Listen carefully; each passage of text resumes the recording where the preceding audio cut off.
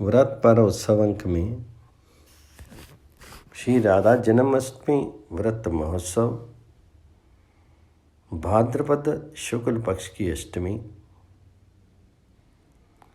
जैसे सच्चिदानंद घन भगवान श्री कृष्ण नृत्य हैं, समय समय पर इस भूमंडल में उनका आविर्भाव तिरोभाव हुआ करता है, उसी प्रकार सच्चिदानंदमय भगवती श्री राधा जी भी नित्य हैं।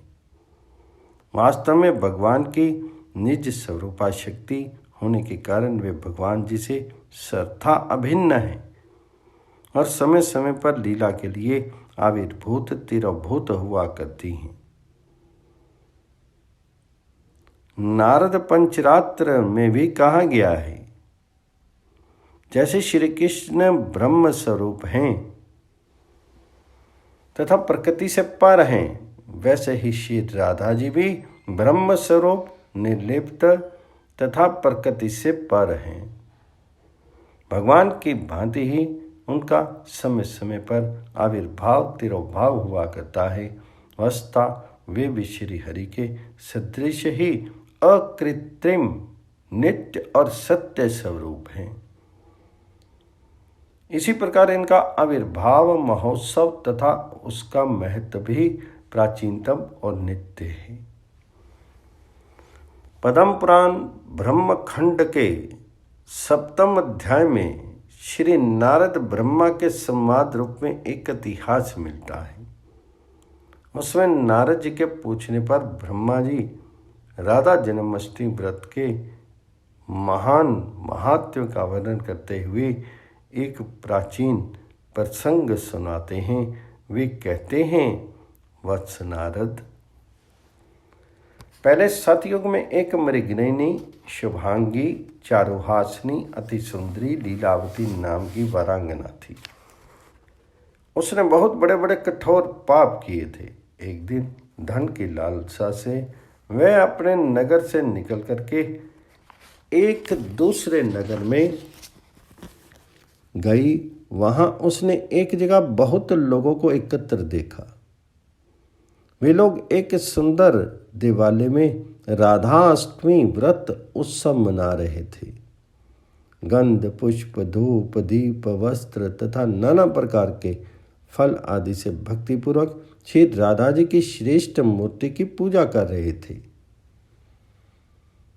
कोई गा रहे थे, कोई नाच रहे थे, कोई उत्तम स्तव पाठ कर रहे थे, कोई बड़ी प्रसन्नता से ताल मतंग और बैनू बजा रहे थे। इस प्रकार उन लोगों को महोत्सव प्राण देख करके वरांगना ने कौतूहलवश उन लोगों के पास जाकर के पूछा, पुण्य आत्मजनों, आप हर्ष में भरे हुए ये क्या कर रहे हैं? मैं विनय युक्त पूछ रही हूँ, कृपा करके बताइए। इसके उत्तर में उस राधाव्रतियों ने कहा, भाद्रपद मास के शुक्ल पक्ष की अष्टमी को दिन के समय श्री राधा जी का वृष भानु जी के यहाँ यज्ञ भूमि में प्राकट्य हुआ था। हम लोग उसी का व्रत करके महोत्सव मना रहे हैं। इस व्रत से मनुष्यों के बहुत बड़े बड़े पापों का तुरंत नाश हो जाता है। उनकी बात सुनकर के वरांगना लीलावती ने भी व्रत करने का निश्चय करके व्रत किया। देवयोग से उसको सद में डस लिया, इससे उसकी मृत्यु होगी। उसने बड़े पाप किए थे, अतः हाथों में पाश तथा मुद्गर लिए भयानक यमदूत आ गए और उसे डांटने लगे। इसी बीच शंख चक्र और गदा धारण करने वाले विष्णुदूतों ने आकर के चक्र से यमपाश को काट दिया। वह वरांगना सर्वथा पाप मुक्त हो गई और उसे वे विष्णुदूत विमान पर चढ़ा करके गोलोक नामक मनोहर दिव्य विष्णुपुर में ले गई। ब्रह्मा जी ने फिर कहा, इस प्रकार पापों का नाश करने वाले और श्री राधा माधव को अत्यंत प्रिय राधा अष्टमी व्रत को जो लोग नहीं करते वे मूढ़ बुद्धि हैं। उन स्त्री पुरुषों को यमलोक में जाकर के नरकों में गिरना पड़ता है और फिर पृथ्वी पर जन्म लेने पर घोर दुख भोगने पड़ते हैं। वास्तव में श्री राधा जी भगवान श्री कृष्ण के ही अभिन्न मूर्ति हैं। इनकी पूजा सदा से होती आई है और होनी चाहिए। जन जन को चाहिए कि वह सर्वत्र श्री राधा जन्माष्टमी व्रत करने तथा महोत्सव मनाने का सत प्रयास करे। शुद्ध हृदय से उत्साहपूर्वक स्वयं मनावे तथा लोगों को प्रेरणा देकर के मनवावे। इसमें उसका और जगत के उन जीवों का जो इस व्रत महोत्सव का सेवन करेंगे कल्याण होगा, इसमें कोई भी संदेह नहीं है। श्री राधा पूजा की अनिवार्य आवश्यकता। श्रीमद् देवी भागवत में श्री नारायण ने नारद जी के प्रति श्री राधाई स्वाहा इस षडक्षर राधा मंत्र की अति प्राचीन परंपरा तथा विलक्षण महिमा के वर्णन प्रसंग में श्री राधा पूजा की अनिवार्यता तथा परम कर्तव्यता का निरूपण करते हुए कहा है। श्री राधा जी की पूजा ना की जाए तो मनुष्य श्री कृष्ण की पूजा का अधिकार नहीं रखता। अतः समस्त वैष्णवों को चाहिए कि वे भगवती राधा जी की अर्चना अवश्य करें। ये श्री राधा जी भगवान श्री कृष्ण के प्राणों की अधिष्ठात्री देवी हैं, इसलिए भगवान इनके अधीन रहते हैं। ये भगवान जी के रास के नित्य अधीश्वरी हैं। श्री राधा के बिना भगवान श्री कृष्ण क्षण भर भी नहीं ठहर सकते। ये संपूर्ण कामनाओं का साधन करती हैं। इसी कारण इन देवों का नाम श्री राधा कहा गया है। इन श्री राधा का प्राकट्य भाद्रपद मास के शुक्ल पक्ष की अष्टमी को मध्याह्न के समय श्री वृषभानुपुरी अर्थात बरसाना या उनके ननिहाल रावल ग्राम में हुआ था। कुछ महान भाव प्रातःकाल प्राकट्य हुआ मानते हैं। संभव है कल भेद से उनकी मान्यता सत्य हो, पर पुराणों में मध्याह्न का ही उल्लेख मिलता है।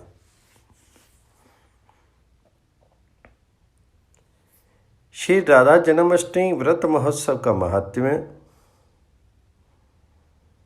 भाद्रपद महीने के कृष्ण पक्ष में जब श्री कृष्ण जन्माष्टमी आती है, उसके बाद शुक्ल पक्ष की अष्टमी को हरिप्रिया श्री राधिका जी का जन्म हुआ। वृषभानुपुरी नाम की एक सब रत्नों से भरी सुंदर नगरी है, जहाँ स्वर्ण तथा मणिमाणिक्य से सज्जित विचित्र रंग के भवन और प्रांगण हैं। नाना प्रकार की ध्वजा पताका आदि से विचित्र दिखने वाली चित्रों से शोभित व नगरी अनिमा महिमा आदि 8 प्रकार की सिद्धियों के द्वारा प्राप्त होने वाले सुख और ऐश्वर्य से परिपूर्ण तथा परम मनोहर है। वह चिद आनंद स्वरूप तथा चिद आनंद प्रदान करने वाली है। उस नगरी में आनंद केली करने वाली नारियों सदा निवास करती हैं। उसी नगरी में सारे शुभ लक्षणों से युक्त विनोदशीला अति सुंदरी जगत के मन को मोहने वाली अति गोह्य रूपा श्री राधा नाम की देवी प्रकट हुई। हे मुनीश्वर, उनका स्वरूप अति गोह्य है। वह मूढ़ लोगों और असंतों के सामने कथनीय नहीं है। श्री राधा जी के स्वरूप एवं माधुर्य की महिमा। नारद जी बोले, हे महाभाग, मैं आपका दास हूँ। प्रणाम करके पूछता हूँ, बताइए श्री राधा देवी लक्ष्मी हैं या देव पत्नी, महालक्ष्मी हैं या सरस्वती हैं? क्या वे अंतरंग विद्या हैं या वैष्णवी प्रकृति हैं? कहिए ये वेद कन्या है, देव कन्या है अथवा मुनि कन्या है? सदाशिव बोले, हे मुनीश्वर, अन्य किसी लक्ष्मी की बात क्या कहें? कोटि कोटि महालक्ष्मी उनके चरण कमल की शोभा के सामने तुच्छ कही जाती हैं। हे नारद जी, एक मुंह से मैं अधिक क्या कहूँ? मैं तो श्री राधा के रूप, लावण्य और गुण आदि का वर्णन करने में अपने को असमर्थ पाता हूँ। उनके रूप आदि की महिमा कहने में भी लज्जित हो रहा हूँ। तीनों लोकों में कोई भी ऐसा समर्थ नहीं है जो उनके रूप आदि का वर्णन करके पार पा सके। उनकी रूप माधुरी जगत को मोहने वाले श्री कृष्ण को भी मोहित करने वाली है।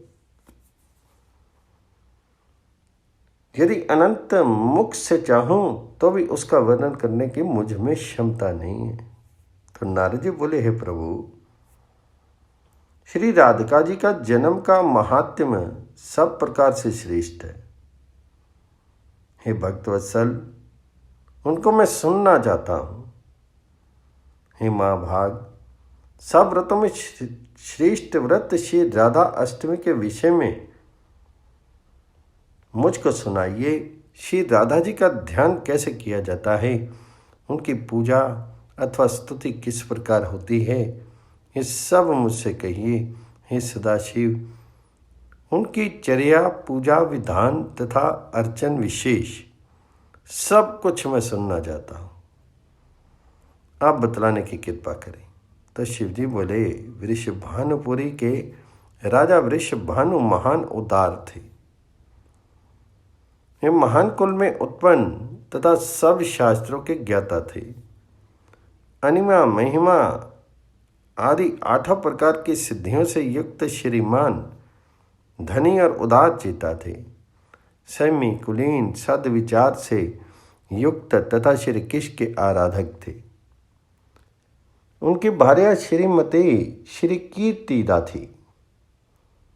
वे रूप यौवन से संपन्न थी और महान राजकुल में उत्पन्न हुई थी। महालक्ष्मी के समान भव्य रूप वाली और परम सुंदरी थी। वे सर्व विद्याओं और गुणों से युक्त कृष्ण स्वरूपा तथा महापतिव्रता थी। उनके ही घर में शुभधा भाद्रपद की शुक्ल पक्ष की अष्टमी को मध्याह्न काल में श्री वृंदावनेश्वरी श्री राधिका जी प्रकट हुई। वेद, शास्त्र तथा पुराण आदियों में जिनका कृष्ण वल्लभा कहकर के गुणगान हुआ है, वह श्री राधा सदा श्री कृष्ण को आनंद प्रदान करने वाली साध्वी कृष्ण प्रिया थी।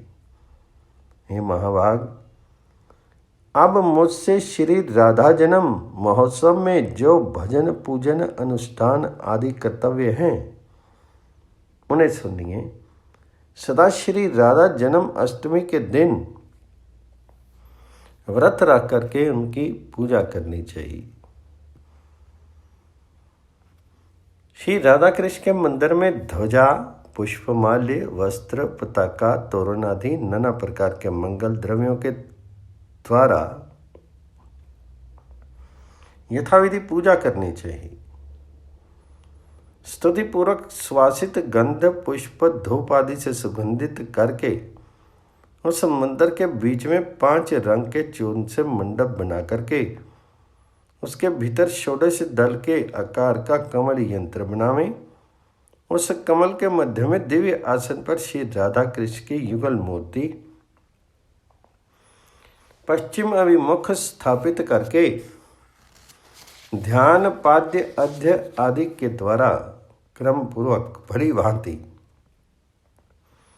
उपासना करके भक्तों के साथ अपनी शक्ति के अनुसार पूजा की सामग्री लेकर के भक्तिपूर्वक सदा संयम चित्त होकर के उनकी पूजा करें।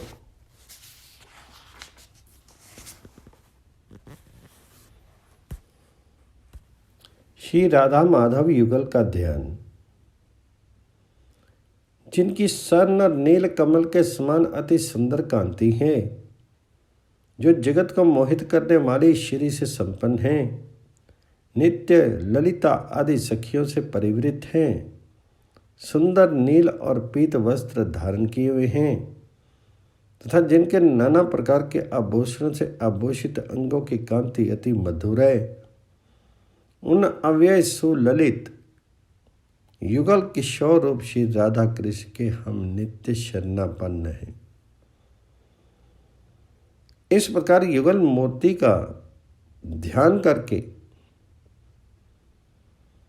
शालग्राम में अथवा मनोमय मूर्ति में या पाषाण आदि की मूर्ति में पुनः सम्यक रूप से अर्चना करें।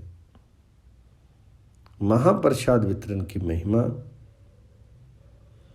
भगवान जी को निवेदन किए गए गंध पुष्पम माल्य तथा चंदन आदि के द्वारा समागत कृष्ण भक्तों की आराधना करें। श्री राधा जी की भक्ति में दत्तचित्त होकर के उनके लिए प्रस्तुत नैवेद्य गंध पुष्पम माल्य तथा चंदन आदि के द्वारा दिन में महोत्सव करें। पूजा करके दिन के अंत में भक्तों के साथ आनंद पूर्वक चरणों तक लेकर के महाप्रसाद ग्रहण करें। श्री राधा कृष्ण का स्मरण करते हुए रात में जागरण करें। चांदी और सोने की सुसंस्कृत मोती रख करके उनकी पूजा करें। दूसरी कोई वार्ता न करते हुए नारी तथा बंधु बांधवों के साथ पुराण आदि से प्रयत्न पूर्वक इष्ट देवता श्री राधा कृष्ण के कथा कीर्तन का श्रवण करें।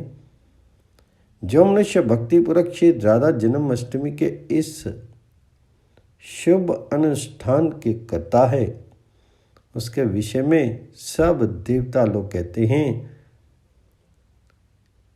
कि यह मनुष्य भूतल में राधा भक्त है। इस अष्टमी को दिन रात एक एक पहर पर विधि पूर्वक श्री राधा माधव की पूजा करें। श्री राधा कृष्ण में अनुरक्त रसिक जनों के साथ आलाप करते हुए बारंबार श्री राधा कृष्ण को याद करें। इस प्रकार महोत्सव करके परम आनंदित होकर के विधि पूर्वक साष्टांग दंड प्रणाम करें। जो पुरुष अथवा नारी राधा भक्ति प्रायण होकर के श्री राधा जन्म महोत्सव करता है, वह श्री राधा के सानिध्य में श्री वृंदावन में वास करता है। वह राधा भक्ति प्रायण होकर के ब्रजवासी बनता है। श्री राधा जन्म महोत्सव का गुण कीर्तन करने से मनुष्य भाव बंधन से मुक्त हो जाता है। राधा नाम की तथा राधा जन्माष्टमी व्रत की महिमा।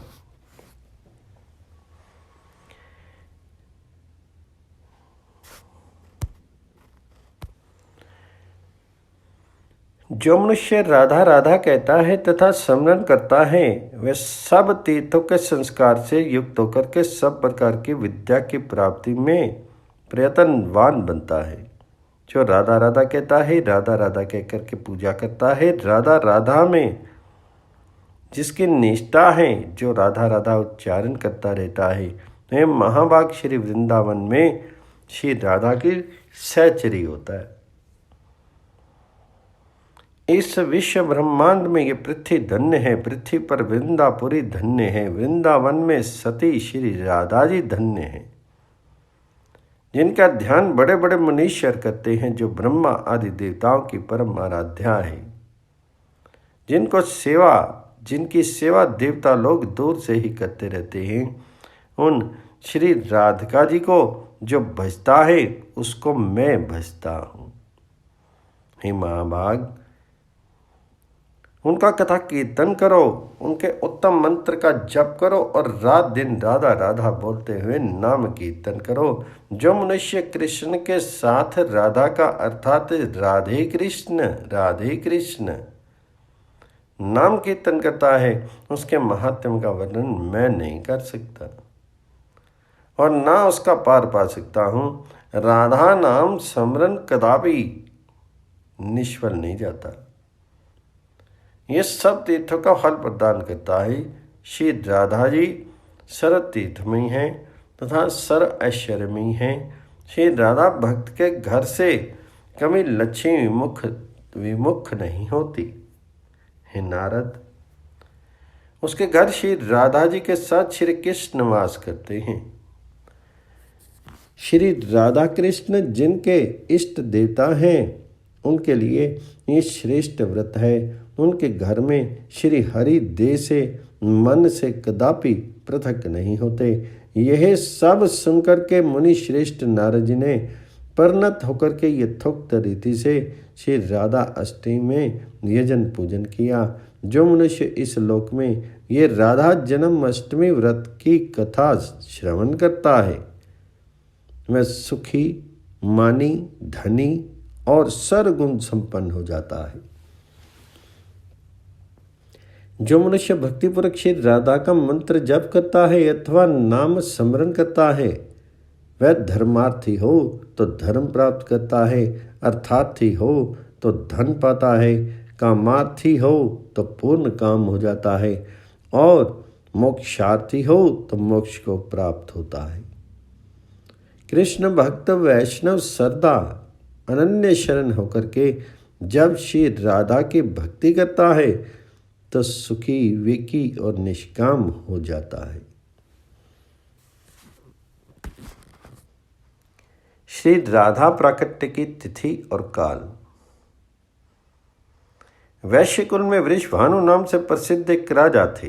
वह सभी संपदाओं से संपन्न तथा सभी धर्मों के परायण थे। उन्होंने कीर्तिदा नाम की अनिंद्य सुंदरी एक गोप कन्या से विवाह किया, जो संपूर्ण शुभ लक्षणों से युक्त तथा तपाए हुए सोने की सी कांति वाली थी। वृषभानु महान भक्त थे। कीर्तिदा के तपबल से तथा विनय की पराकाष्ठा से उनके राधिका नाम की कन्या हुई। भाद्रपद मास के शुक्ल पक्ष की अष्टमी तिथि को मध्याह्न काल में अभिजित मुहूर्त और अनुराधा नक्षत्र के योग में कीर्तिदा रानी ने राज चिन्हों से शोभित इस कन्या को जन्म दिया। इसके अंग प्रत्यंग अत्यंत सुकुमार थे, जिनसे चंद्रमा की सी ज्योति निकल रही थी।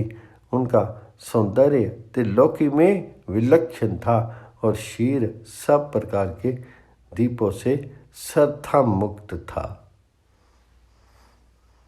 श्री राधा प्राकट्य का कारण तथा प्राकट्य महोत्सव। गर्ग संहिता में आता है, राजा बहुलास्य के पूछने पर श्री नारद जी कहते हैं, तुम्हारा ये कुल धन्य है, क्योंकि इसी में राजा निमी हो चुके हैं। वे भगवान श्री कृष्णचंद्र के सर्वश्रेष्ठ भक्त थे। फिर इसी कुल में तुम भी उत्पन्न हुए हो, अतः इसे पूर्ण रूप से गौरव प्राप्त हो गया। तुम्हारा स्वभाव बहुत ही विलक्षण है, क्योंकि तुम संसार से संबंध रखते हुए भी त्यागी हो। अब तुम उन पुरुषोत्तम भगवान श्री कृष्ण की लीला का श्रवण करो। वह पवित्र एवं कल्याण स्वरूप है। केवल कंस का संहार ही भगवान जी के अवतार में हेतु नहीं है।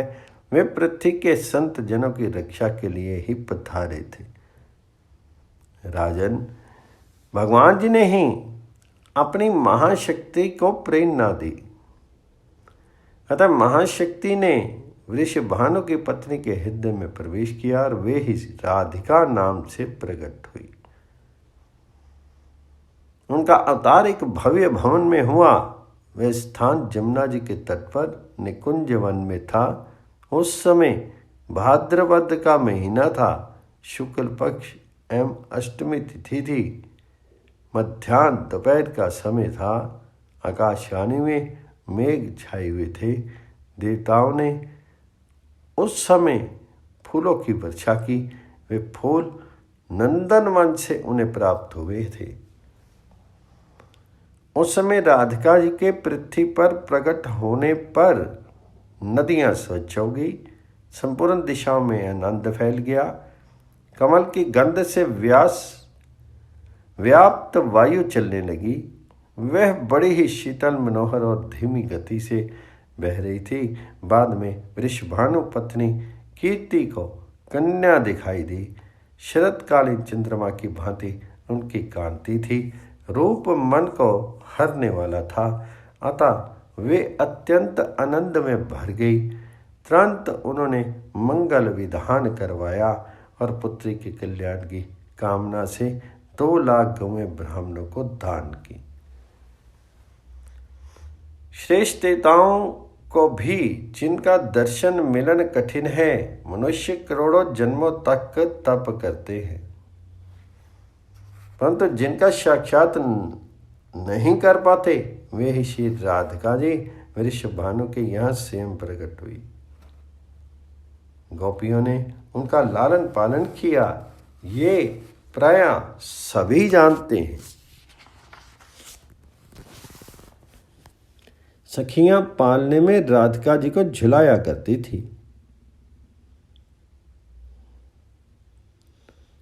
वह पालना स्वर्ण से बनाया गया था, उसमें रत्न जड़े हुए थे, चारों ओर चंदन छिड़का गया था। प्रतिदिन राधिका जी का श्री विग्रह बढ़ता जाता था, ठीक उसी प्रकार जैसे शुक्ल पक्ष में प्रतिदिन बढ़ते हुए प्रकाश से चंद्रमा की कला में विस्तार होता जाता है। जो रास मंडल को आनंदित करने वाली सच्च चांदनी है, जिन्होंने वृषभानु के भवन की अनंत उज्जवल दीपावलियों के समान प्रकाशित कर दिया है, तथा जो गोलोक में चूड़ामणि के रूप में विराजमान भगवान श्री कृष्ण के गले की हार है। उन पूजनीय श्री राधिका जी का ध्यान करके मैं पृथ्वी पर विचर रहा हूँ। श्री वृषभानु तथा श्री कीर्ति जी पूर्व जन्म में कौन थे?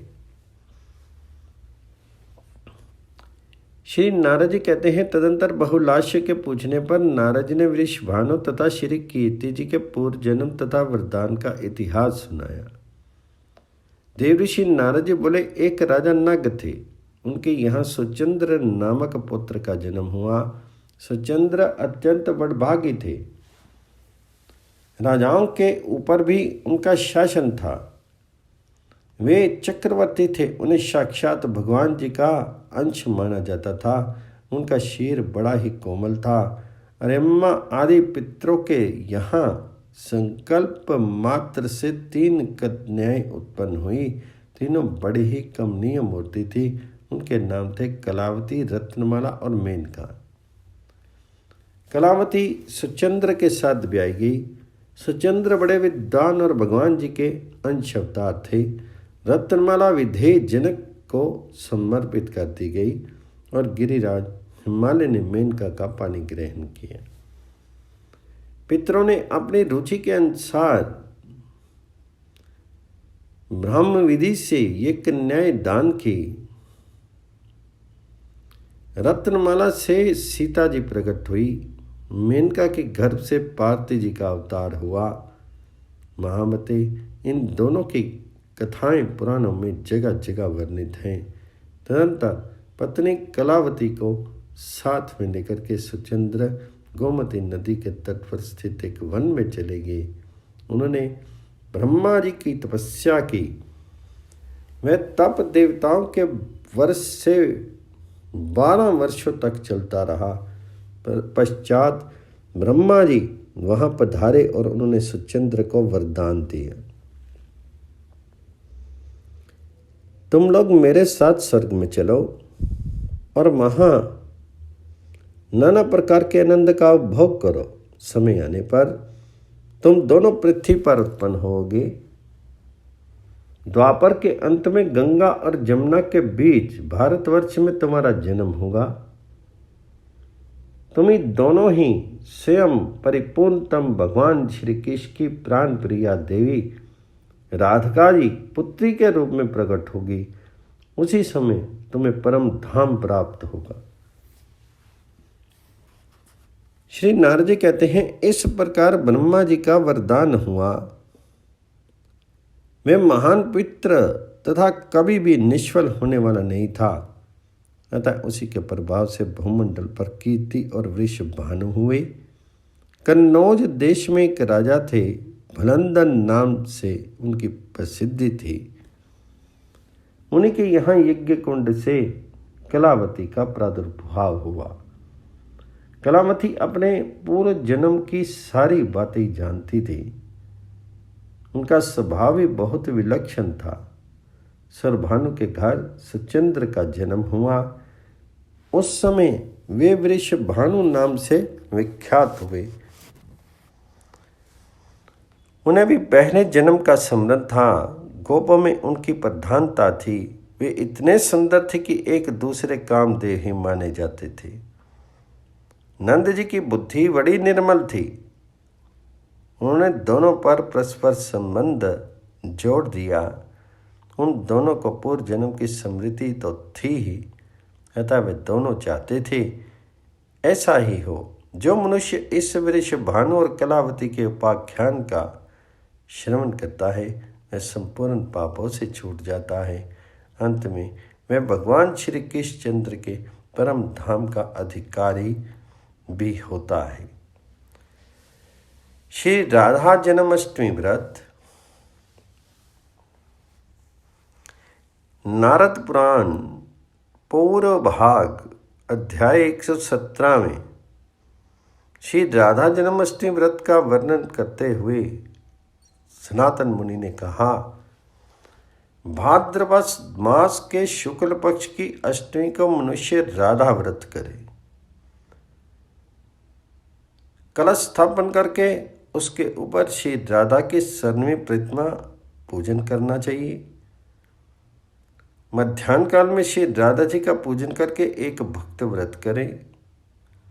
विधि पूर्वक राधा अष्टमी व्रत करने से मनुष्य ब्रज का रहस्य जान लेता है तथा राधा परिकरों में निवास करता है। इसी प्रकार आदि पुराण, तंत्र और अन्य कई प्राचीन ग्रंथों में भी राधा प्राकट्य तथा व्रत का वर्णन आया है।